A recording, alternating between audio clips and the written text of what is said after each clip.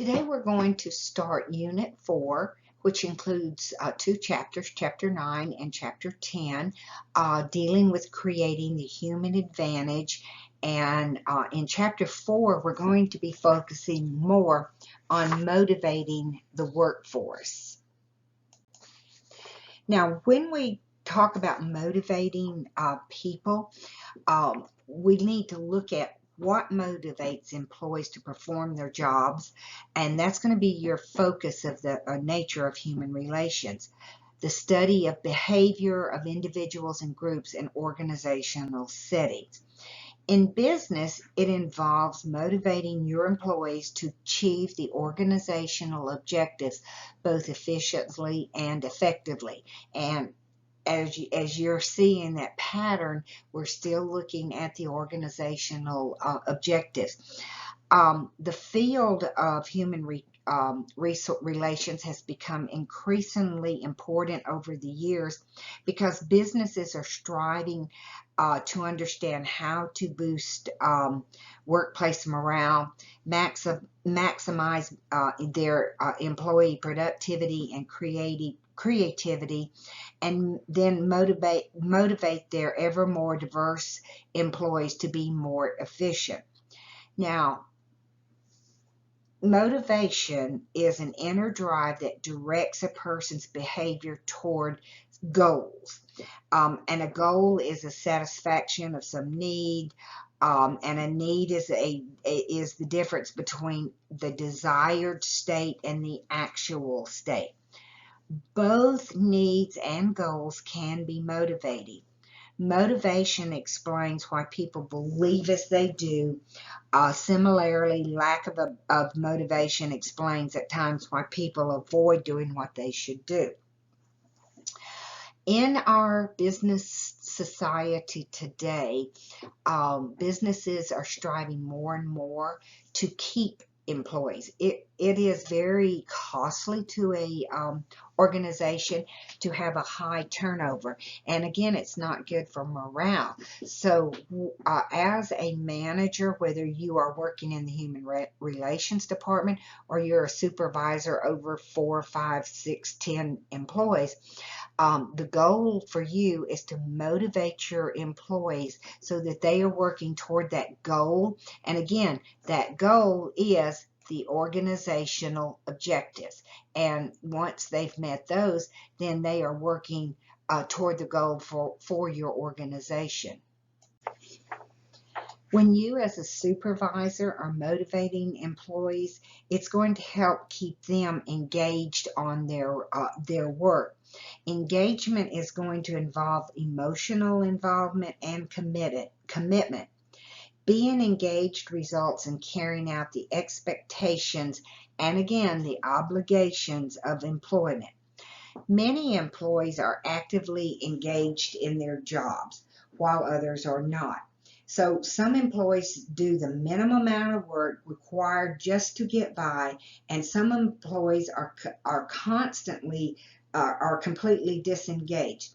Motivating employees to stay engaged is going to be one of your key responsibilities as being in a managerial position, is making sure that your employees are doing what their job descriptions are telling them they need to do, and then again they are doing it effectively and efficiently.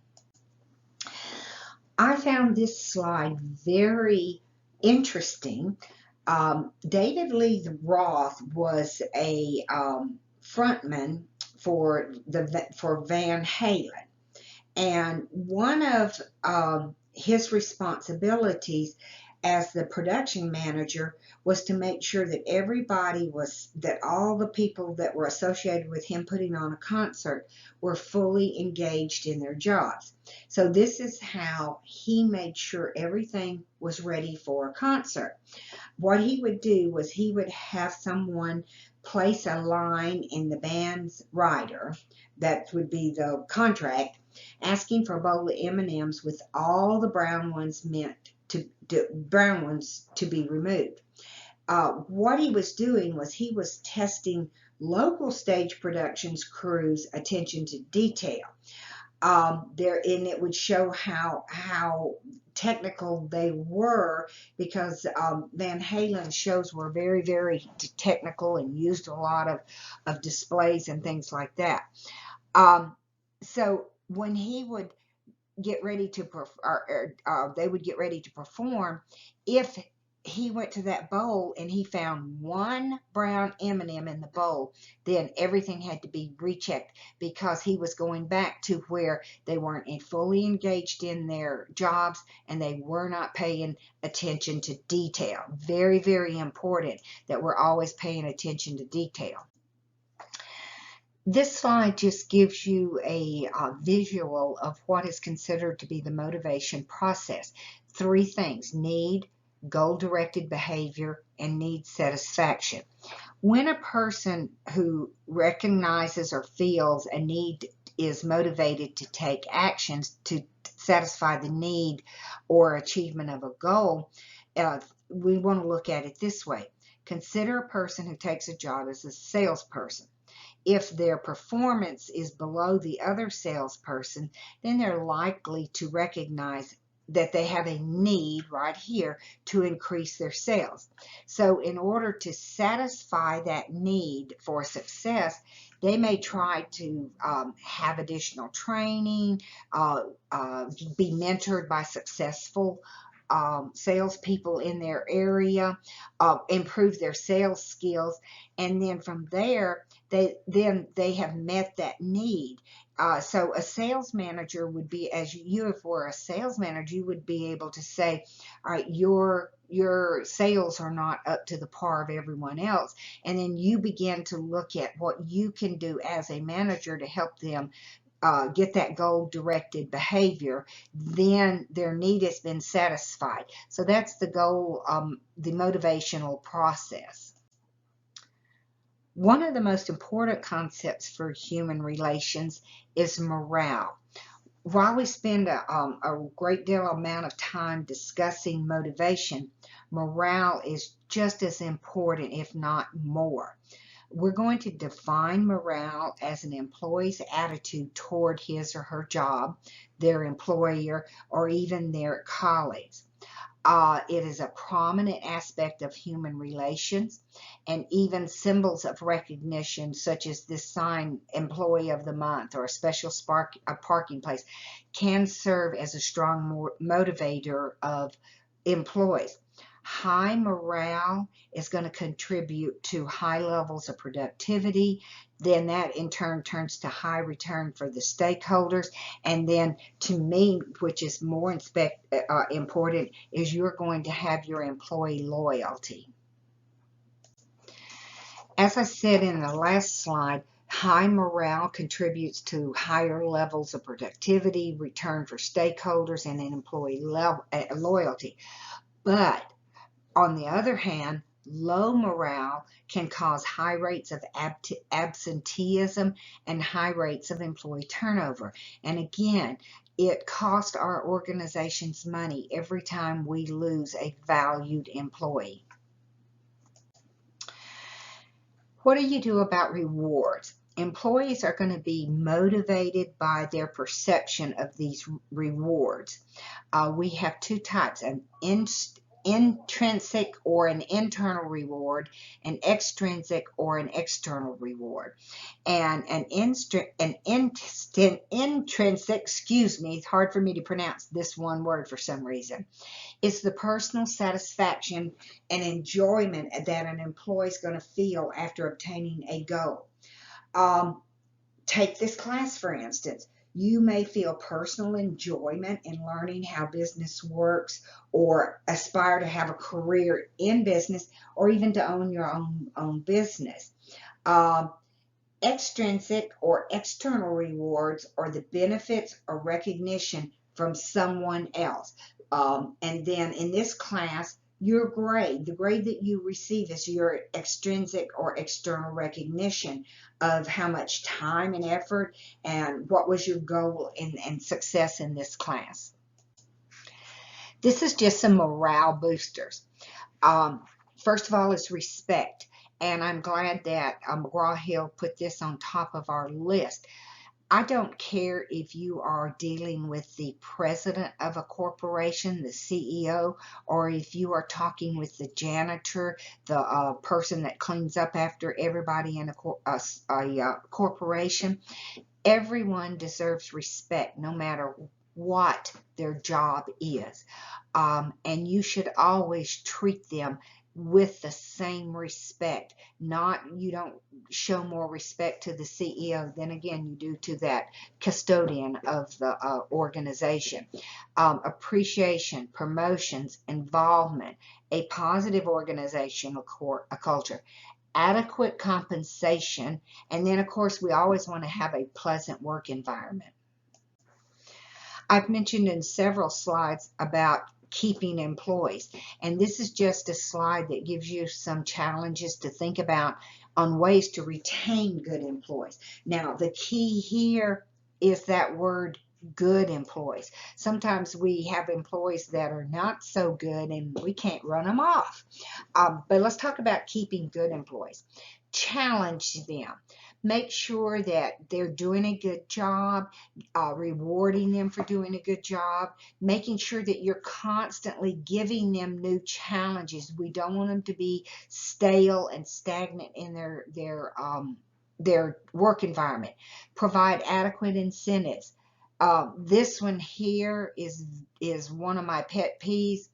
Don't micromanage. If you give your employee a job, let them do their job. You give them the tools they need to do a good job with that job you've given them, but then don't stand over their shoulders and say, well, I would have done it this way, or I think you should do it that way.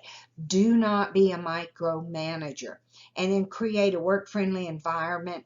And again, always let your employees know that they can move up within the organization. Most of us don't want to work for a company where the position we start in is the position we're going to end in. We're always looking for a way to improve and to grow within a company. I had never seen this particular slide talking about Costco, and it just blew my mind that the people that work at Costco make $21 an hour. They get 5 weeks of a year vacation. The Costco matches their 401 contribution. They've got health insurance, and they have not had labor disputes in 30 years. This is a testament to Costco, and I guarantee you, if most of us that went to work for Costco, we're going to stay with them with this type of benefits they're giving us. This slide just gives you some ways to motivate employees. I'm not going to read them to you. I'll let you look at them. And one of the things I do want to point out is to make sure you create a culture of collaboration. That means even though you may be management and your employees, make sure they know that you're there for them and you're going to help them with any problems that may arise. The birth of the study of human relations can be traced to the time and motion studies conducted at the turn of the century by Frederick W. Taylor and Frank and Lillian Gilbreth. Their studies analyzed how workers perform specific tasks in an effort to improve employee productivity. And by these studies, it led to the application of what we consider the scientific principles of management. But according to the classical theory of motivation, money is the sole proprietor for workers. Taylor, though, suggests that workers who were paid more would produce more, and then that was an idea that he felt would benefit both companies and the workers. Taylor's idea of the classical theory of motivation, he felt like that to improve productivity, that as a manager, we should break down each job into tasks or specialization. And that way we would determine the best way to perform each task and specify the output to be achieved by the worker doing that task. Taylor also believed that the incentives would motivate employees to be more productive. So he suggested that managers link workers' pay directly to their output. He is the one that developed the piece rate system, which is more done in factories even today, under which employees are going to be paid a certain amount for each unit they produce. Those who exceed their quota were paid a higher rate per unit for all the units that they produced. We can still see some of Taylor's ideas in practice today in the use of financial incentives for productivity. Along this line, my mother actually worked in a drapery factory in Marietta, and that is how she was paid. She was paid what they called piecework, and the more that she produced over the set amount, then she got that much more pay for that. And she was very motivated to work hard so that she could bring home a better paycheck. So out of the classical motivation theory, there became a study known as the Hawthorne study, and it was conducted in 1924 through 1932 at the Hawthorne Works plant. And this is what we hear. You'll find a lot of these in your psychology classes, the beginning of concern for human relations. So Elton Mayo and the researchers from Harvard began to study how physical conditions in the workplace would impact productivity. What they looked for specifically was the noise levels and the lighting conditions at this electrical plant. What they discovered was that regardless of how much or how little light there was, productivity seemed to increase. And their conclusion was that the attention that was being paid to these employees by the researchers and the managers was what led to the productivity. The findings began to show that the social and psychological factors could significantly affect your productivity and your morale.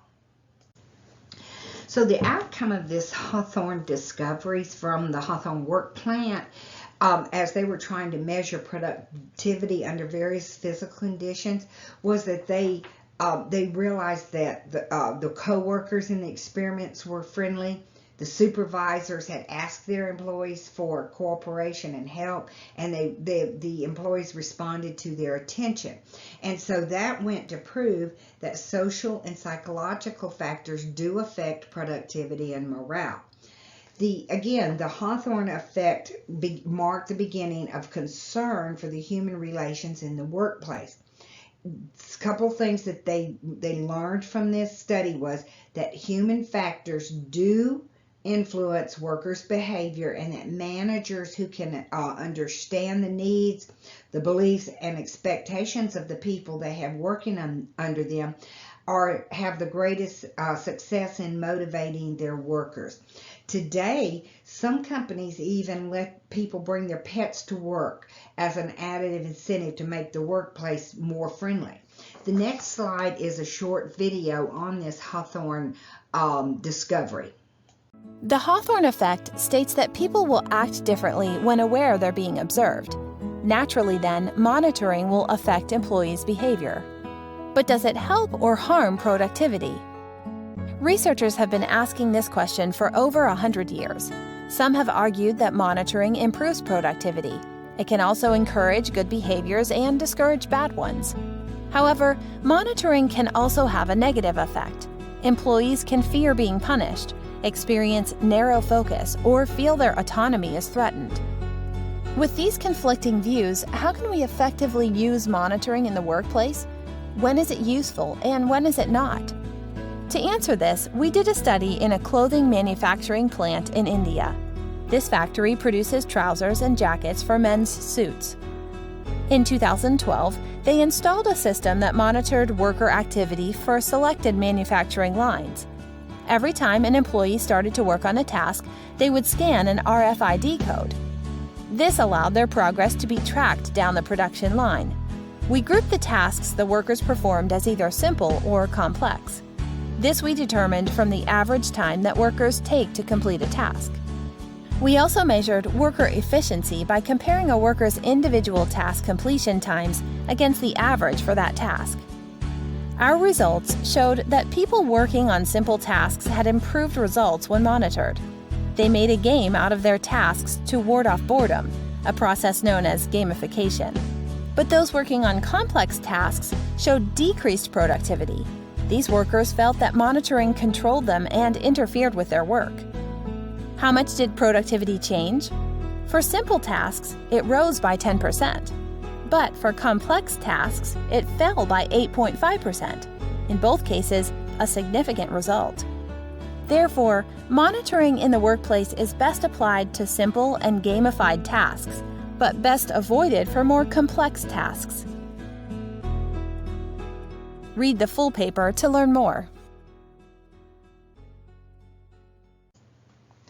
So out of the classical theory of motivation and then the Hawthorne theory of the Hawthorne study, then we began to have more people, more psychologists that come out and start to develop their own theories of motivation. And this is just a list of several of them that we will be discussing. The ones that I want you to pay close attention to is Maslow's hierarchy of needs and McGregor's theory X and theory Y motivation theory. All right, the first one we want to look at is Maslow's hierarchy of needs. And if you have not had psychology yet, when you get into psychology, this is one that you will be confronted with along all psychology classes you take. And it's the theory that arranges the 5 basic needs of people: psychological, security, social esteem, self-actualization, into the order in which people are going to strive to satisfy them. So if we look at these, your psychological is at the very bottom of your pyramid. It is the most basic human need to be satisfied: water, food, shelter, and clothing. And then you have security needs, the one to protect yourself from physical and economic harm. Social needs is that need for love and companionship and friendship. And then esteem is respect, both self-respect and respect from others. And then finally at the top of the pyramid is the self-actualization need, and that's the need to be the best one that you can be. And you have reached the hierarchy when you get to that top of self-actualization. The next one is a short YouTube video I found that explains Maslow's hierarchy of needs by Grog. So enjoy.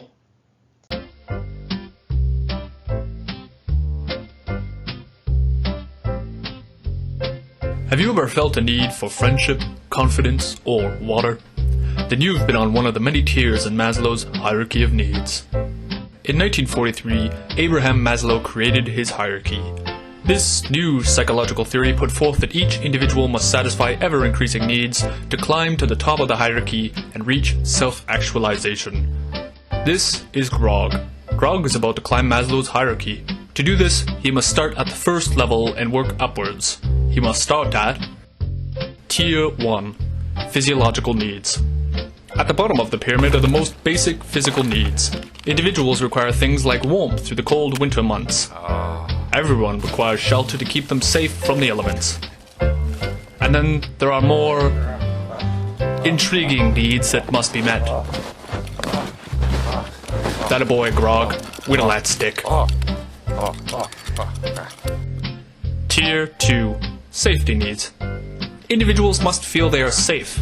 Safe financially, morally, and physically.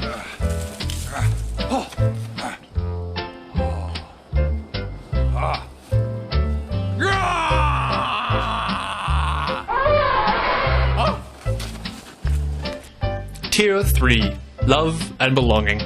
The third tier is dedicated to love and belonging.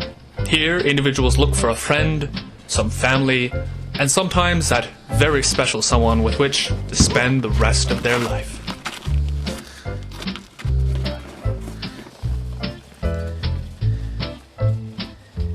Tier 4.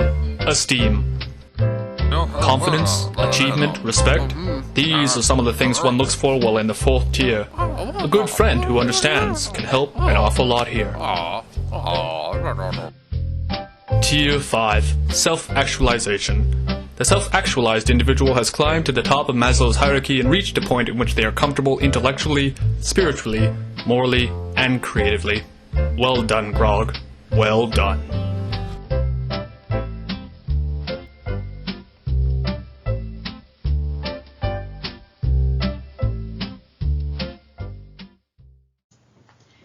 Then we have Herzberg's two-factor theory. In 1950, Frederick Herzberg, he proposed a theory of motivation that focuses on the job and the environment when it's done. The hygiene factor, it focuses on the work setting and not the content of the work. These include adequate wages, comfortable, safe working conditions, fair company policies, and some job security. These factors don't necessarily motivate employees to excel, but their absence may be a potential source of dissatisfaction and then cause high turnover. Employee safety and comfort would be considered hygiene factors. His second factor was the motivational factor, and it relates to the content of the work itself. It includes achievement, recognition, responsibility, and advancement. The absence of these motivational factors, again, may not result in dissatisfaction, but their presence is likely to motivate employees to excel. A lot of your companies are beginning to employ methods to which they give employees more responsibility and control and to involve them more in their work, which then is going to motivate them to higher levels of productivity and quality. This slide just kind of gives you the hygiene factors and the motivational factors that you compare how each one goes under which factor. I must admit, this term customer-centric process is new to me. It has not been in any of the other editions of the book that we teach from, and so I had not heard of this.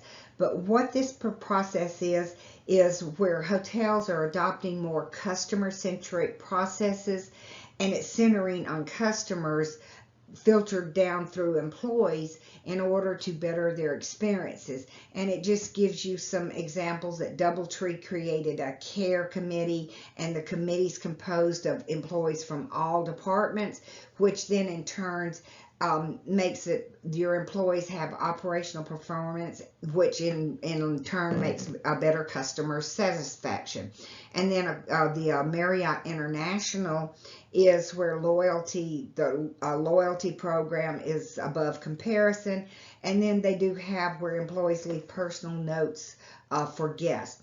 Your next slide is a video that just explains more of the XY theory that we're getting ready to study. That there were two theories of motivation, Theory X and Theory Y. Theory X assumes everyone's lazy, unhappy in their work. Theory Y assumes that people can be self-motivated and can enjoy their work and take responsibility for themselves. So, if you apply Theory X, then people need close supervision, strict controls and incentives to perform and make sure they do the things they're supposed to. So it needs an authoritative command and control leadership style. And if you apply Theory Y, then motivation is about building trust and relationships and giving responsibility. So it needs a more democratic, inclusive management style. People may want to know which is the best approach, but there isn't a best. There's just the most appropriate.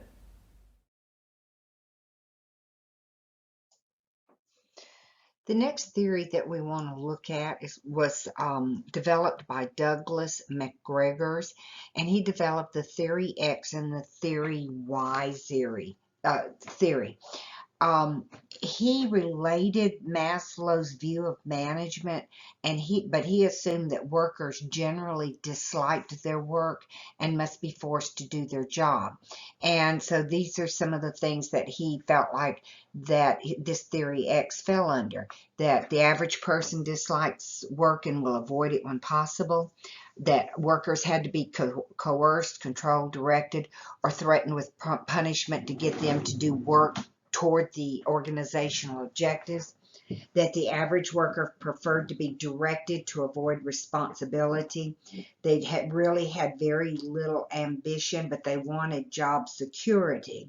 And then it focuses on the psychological and security needs, virtually ignores the higher needs that Maslow had discussed. Now, in contrast to the theory X view of management, where it did not take into account people's needs for companionship or personal growth, the theory Y does. Managers subscribing to this theory of management view assumes that workers do like their work, and under the proper condition, they will seek out responsibility in an effort to satisfy their social esteem and self-actualization needs. Managers that are subscribing to the theory Y philosophy have a very different management style from those that subscribe to the theory X. Theory Y managers maintain less control and supervision, and they don't use fear as their primary motivator. They're more democratic in decision making. They do allow the employees that are under them to participate in the decision making process. They address those high level needs in Maslow's hierarchy, as well as those psychological and security needs that he addressed. McGregor describes his assumptions behind the theory Y in the following ways. And I'm not going to read all these, you can look at them, but I liked this point right here, that the average person will accept and seek responsibility. Another thing that I thought about was, in a lot of organizations today, we don't fully use workers' intellectual potential. So as a manager, those are two areas that you can work on and develop as you grow as a manager. Now, the two theories that are most well known in organizational behavior, of course, is Maslow's and then McGregor's. There is a couple of more, and we're going to look at those. The first one is Theory Z, and this one is a Japanese approach to decision making, and it was developed by a man named Ouchi, and I'm not sure that's how you pronounce it. It's Ouchi. And basically what it does was it incorporated many elements associated with their Japanese approach to management, which were trust and intimacy, and then they adapted them for use in the US. In the Theory Z organization, managers and workers share responsibility. The management style is basically participative.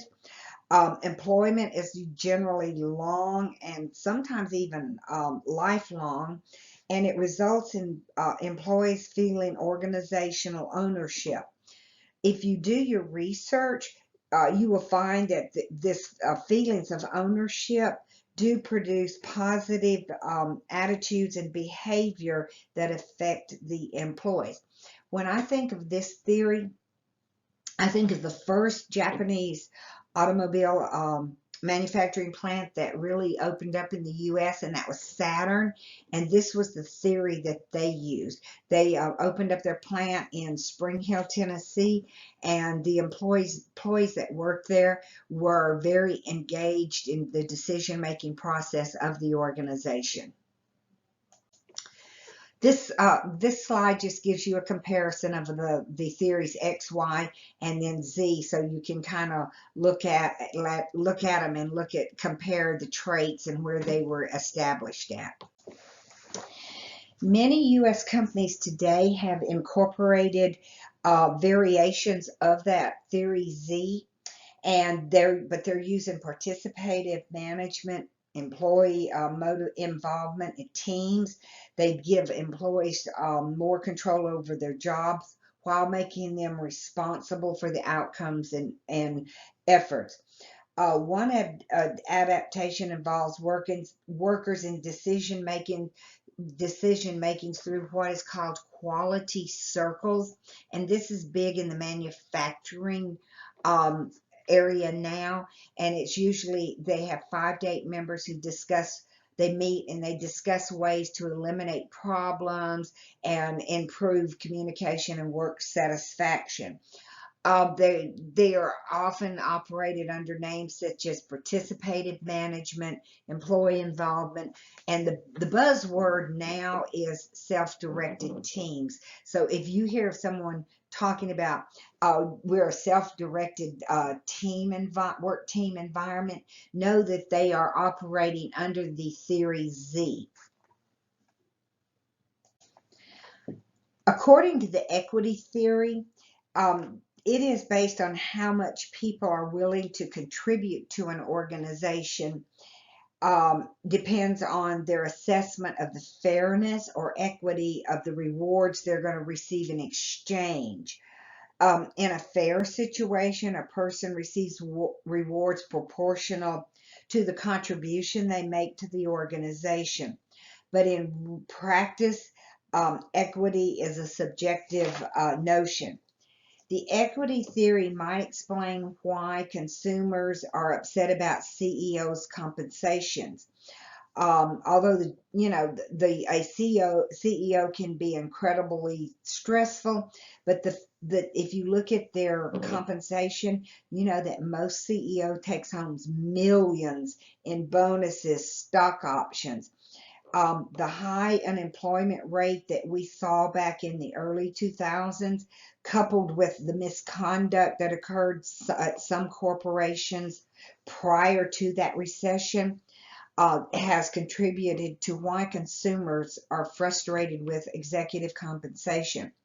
So in order to counter this perception of pay inequality, several organizations have now begun to tie the CEO compensation with the company performance.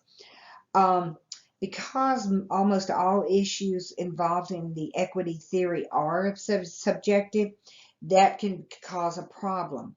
Author David Callahan argued that the feeling of inequity may be an underlying cause of unethical or illegal behavior in our business atmosphere. Going along with that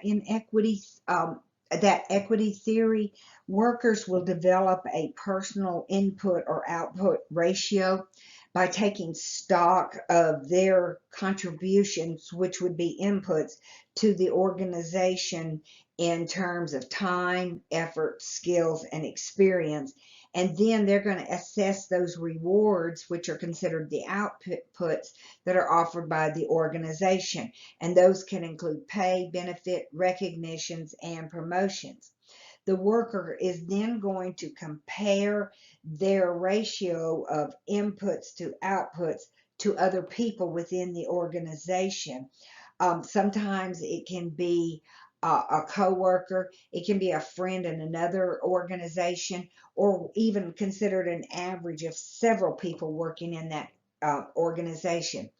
If the ratios are close, and we're talking about probably pay, benefits, promotions, if they feel like they're being treated equitably, then there's not going to be a problem within that organization. The last theory that we want to look at is called the expectancy theory, and that's was developed by psychologist Victor Vroom, and he he's described the expectancy theory as the motivation that depends not only how much a person wants something, but also on how likely they are to get it. A person who wants something and has a reason to be optimistic that they are going to receive it will be strongly motivated. In contrast, that if you do not believe you're likely to get what you want, you're probably not going to be motivated to try to get it, and you're not going to put forth the time and effort, even if you really want it, because you don't feel like that it's going to happen. And this slide just basically tells you that how you can react, how the motivation is going to depend on not only how much you want it, but on how likely you are to get what you are seeking. Behavior modification is based on the various theories that where we tried to explain how the theories motivate employees. Businesses actually have developed several strategies for motivating their employees, which would include both boosting morale and productivity. Behavior modification just basically involves changing behavior, encouraging appropriate actions by relating the consequences of the behavior to the behavior itself. The concept of behavior modification was developed by psychologist B.F. Skinner, who showed that there were two types of consequences that would modify those behaviors: reward and punishment. If you look at this, this is basically how we probably raise our children. We reward them for appropriate behavior, and then somehow we punish them for inappropriate behavior by trying to change it so that it becomes appropriate behavior. And this just shows how we can use positive reinforcement in order to use behavior modification. And it just empowers employees through self-confidence, making them be more adaptable and open to change. Sometimes it does generally have positive results, but sometimes it can have negative results. Back when we were talking about Herzberg, and we talked about that he identified the job itself as a motivational factor. Based on that, managers have developed several strategies that they can use, that they design jobs to help improve employee motivation. The first one is job rotation, and that's moving employees from one job to another. It helps relieve boredom that would be associated with job specialization. Job enlargement adds more tasks to the job instead of treating each task as separate. Like job rotation, job enlargement was developed to overcome the boredom that was associated with specialization. The rationale that they use for this one is that jobs are more satisfying as the number of tasks are performed by an individual will increase. And then the final one is job enrichment, which incorporates motivational factors such as opportunity for achievement, recognition, responsibility, and advancement into a job. If you as a manager give workers not only more tasks within the job, then you have to give them more control and authority over that job. Some other ways of motivating employees is to incorporate flexible scheduling strategies. One of them is flex time. We saw that being used in Atlanta several times, especially during the recession when gas was high and people didn't want to drive into work and work 8 to 5 days a week. Compressed work days was 4 days a week. So they took and they allowed people to come in to work flex time 10 to 7. Then compressed work weeks would be, I'm going to work 4 10-hour days.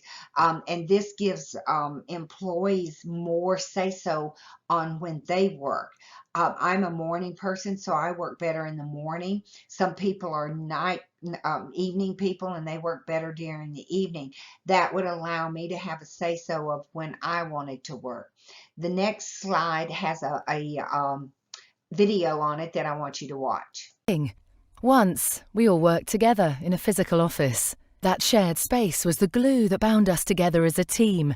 But the workspace is changing. The new world of work is where collaboration and getting things done is king. And it doesn't matter if you work from an office, home, or a coffee shop. And in June 2014, the government gave all staff the right to flexible working. But the question is, can the unglued office work? Our 2014 survey of 100 business leaders in the creative industries uncovered some interesting insights.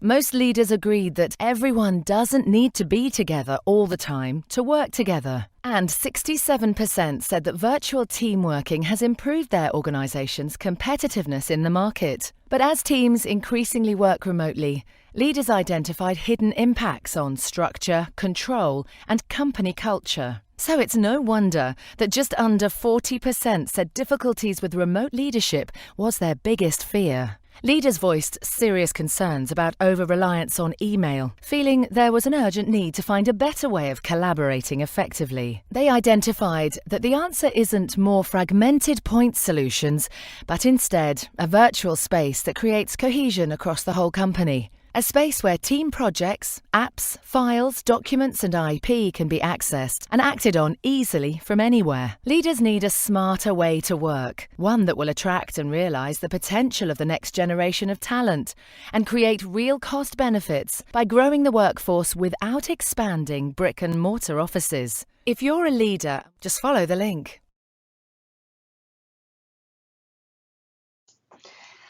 Flex time. Just basically, it shows the core when everybody needs to work, which is generally 10 to 2, and then the other times that you can start and end.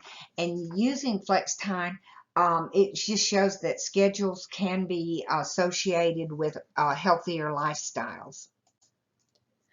Another one is job sharing, and it's just where one job is shared by 2 part-time people, so it allows them to work full-time or to work part-time, like 3 days a week, and the other one works 2 days a week, and then they flip. Or you can work from home. So that's another option that a lot of employers are offering.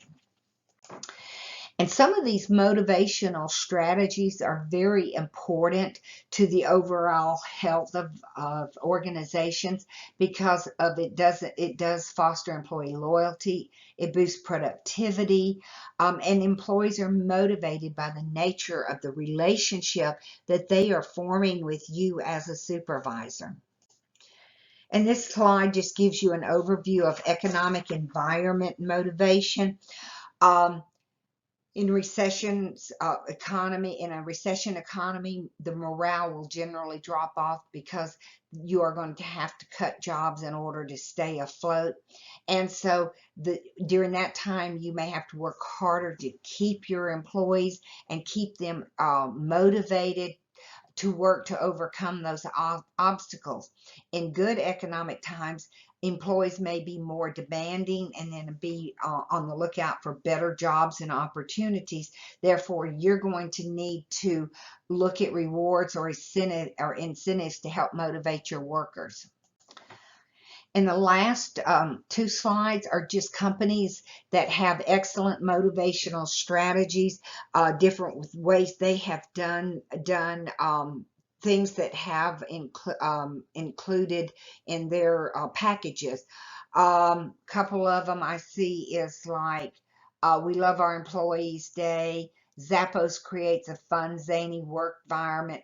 Of course, Marriott gives free hotel stays to their employees. Container store. We talked about this. Southwest Airlines adopt a pilot program. Southwest, we've already talked about that one. And then, of course, Apple. So those are some great motivational strategies. And then, of course, the last slide is our discussion questions that you can look at and review. The next chapter will still continue on human resources. So I hope you enjoyed chapter 9.